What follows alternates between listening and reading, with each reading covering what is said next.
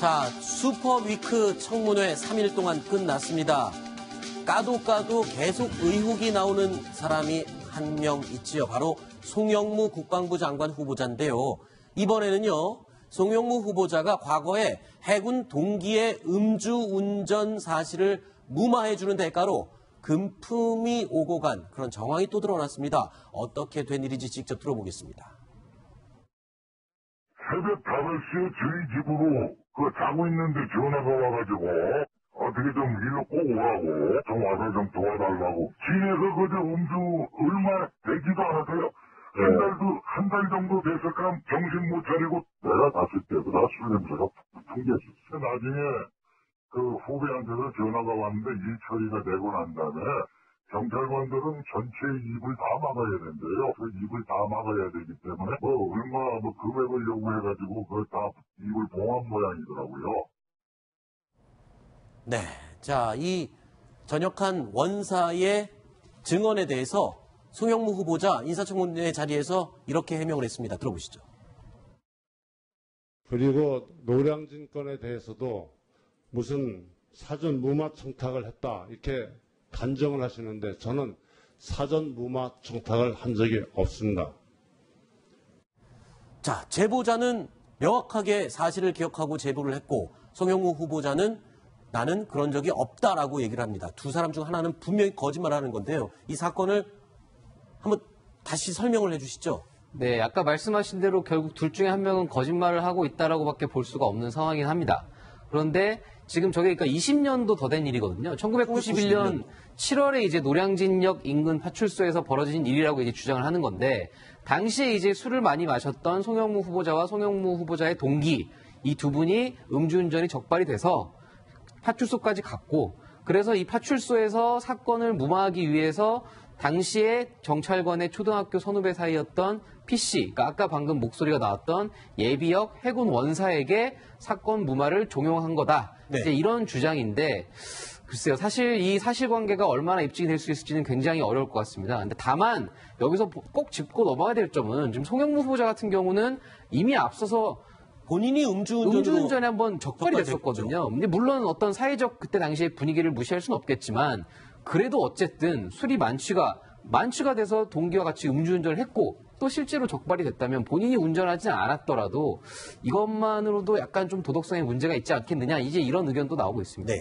지금 송영무 후보자에 대해서는요, 음주운전 적발돼서 그걸 갖다가 어떻게든 은폐하고 사건을 무마시키는 이런 지금 그 케이스가 지금 두 번째 지금 그렇죠. 경우가 본인의 음주운전과 동료의 네. 음주운전. 이런 두 가지 하나는 진해고 하나는 지금 서울 노량진에서 발생했는데 이것이 어떻게 우연일 수가 있을까 이런 것이 합리적인 의심이라고 생각이 되고요. 네.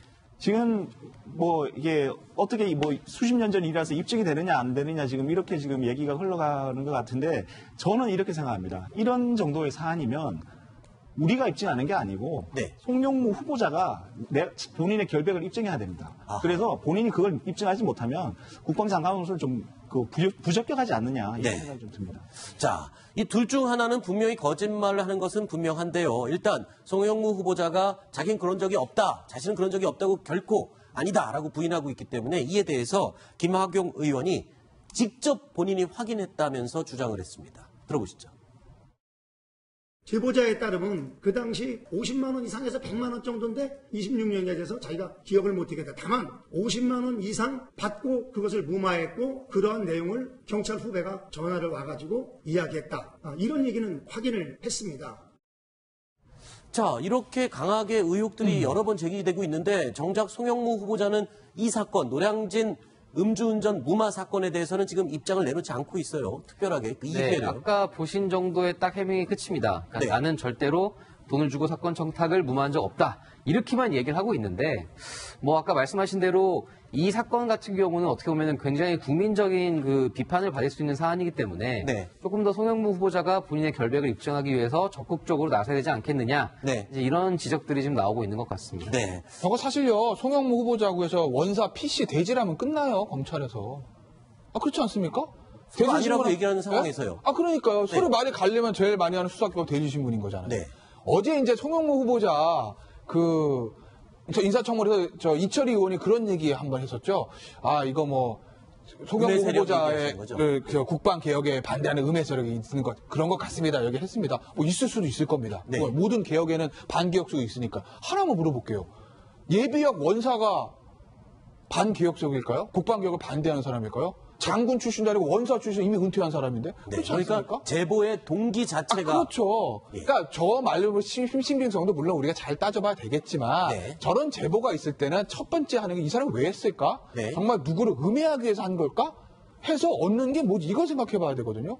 근데 지금 이 상황에서 일면식도 없는 송영무 후보자를 음해해서 저 PC한테 오는 이득이 뭘까? 네. 저는 그 생각을 한번 해봤어요. 제보자의 진술의 신빙성에 대해서 또 무게를 더 두고 싶다. 이게 김태현 변호사의 생각인 것 같습니다. 자, 청문회가 시작되기도 전에 야당에서는 자진 사퇴를 요구해 왔는데요. 청문회가 끝나고 나서는 더 목소리를 높여서 송 후보자에 대한 자진 사퇴를 요구하고 있습니다. 직접 들어보시죠.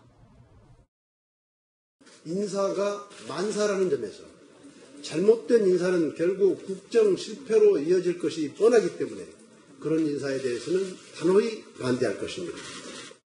진실로 문재인 정부의 앞날이 걱정이 됩니다. 이런 사람들의 청문을 던져놓고 야당으로 하여금 협치하자, 국민 전체의 대통령이 되고 싶다. 이래서는 안 되는 일입니다. 빨리 처리하시기를 바라고. 자, 송영무 국방장관 후보자에 대한 얘기는 여기까지 하도록 하고요. 청문회장에서 음주 운전 때문에 또 논란이 된 사람은 또 있죠. 바로 조대엽 후보자입니다. 고용노동부 장관 후보자. 자, 청문회장에서요. 제일 먼저 사과부터 하고 시작했습니다. 들어보시죠. 있어서 안 될 일을 했다는 측면에서 국민 여러분 앞에서 그동안 지속적으로 해왔던 반성의 연장에서 지금도 다시 한번 죄송하다는 말씀을 드립니다. 뭐 일단 음주 운전에 대해서는 송영무 후보자도 사과부터 하고 시작을 했고요. 지금 조대엽 후보자도 사과부터 하고 시작하고 있어요. 이런 거 보면 지금 이 사태에 대해서 엄중함을 느끼고 있는 것 같습니다. 그렇습니다. 지금 뭐 절대로 안 되는 뭐 3종 세트 중에 한 명으로 지금 포함되어 있고요. 또 네. 음주 운전이라는 것이 이것이 또 알코올 도수가 거의 면허 취소에 해당하는 뭐 그렇죠. 그런 정도의 그 아주 만취 상태에서 운전을 했기 때문에 이런 부분에 대해서는 뭐 비난 가능성이 높기 때문에 본인으로서는 사과를 하는 것이 적절했다고 생각합니다. 네. 자, 이런 사과하는 태도, 뭐 이런 것들과는 별개로요. 도덕성과 자질을 두고 논란은 계속 이어졌습니다. 그런데 이상돈 의원이 저격수를 자처하고 나섰습니다. 직접 들어보시죠. 장관 후보자에게 앞서서 현직 대학 교수입니다. 현직 대학 교수가 영업을 목적으로 하는 주식회사에 발개인할 수 있어요, 없어요? 예스냐 뭐냐 그걸 얘기해요.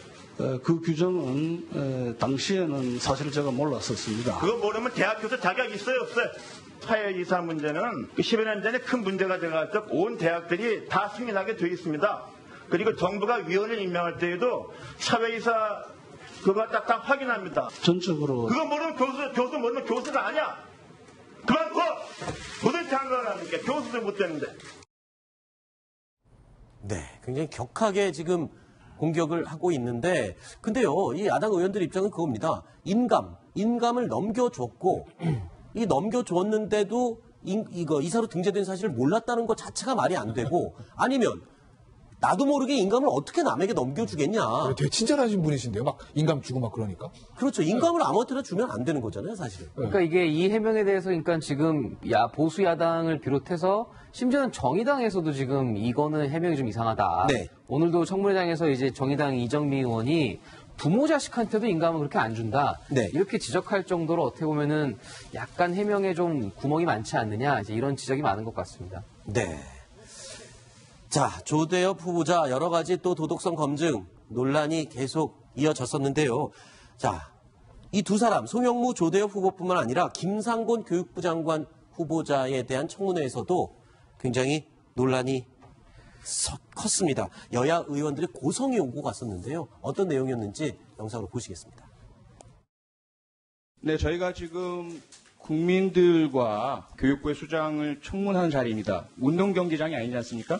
근데 지금 저 뒤에 잠깐 일어나 보세요. 두 분, 남녀 두 분. 일어나 보세요, 두 분. 누구십니까? 여기 좀 구경 왔어요? 큰 소리 떠들고 조롱하고 둘이 앉았어요. 이게 지금 청문회장에서 할 수 있는 일입니까? 두 분은 좀 밖으로 보내주시기 바랍니다. 예. 네, 부탁드리겠습니다. 보류장목이 없다니요. 국가 공무원들입니다. 보류장목이 없다는 표현은 과십니다. 지금 발언하는데 저 컨셉에 다 들리게 이야기하는 게 보장문이 없는지 뭐예요 이게? 점잖게 하셔야죠. 네, 어제 오늘 연 이틀 동안 청문회장 자리가 굉장히 난타전 그리고 고성에 오가는 시끄러운 분위기였어요. 이게 제대로 청문회 할 수 있는 분위기는 아닌 것 같아요.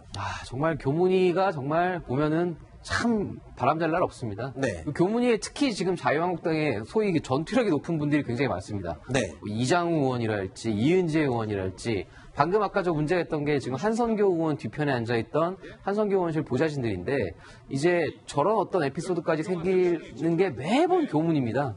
그러니까 또 이번에 또 김상곤 후보자 같은 경우에는 야3당이 무조건 반대를 외치고 있기 때문에 네. 지금도 교문위에서 27시간 동안 심지어 어제에 이어서 잠시 정회를 했다가 통상적으로 12시가 넘기면 뭐 차수 변경해서 그냥 바로 끝내거든요. 네. 근데 이거를 정회를 했다가 오늘 아침에 다시 열고 네. 이 정도로 지금 굉장히 청문회 자체가 좀 이렇게 매끄럽게 진행되지는 못했던 것 같습니다.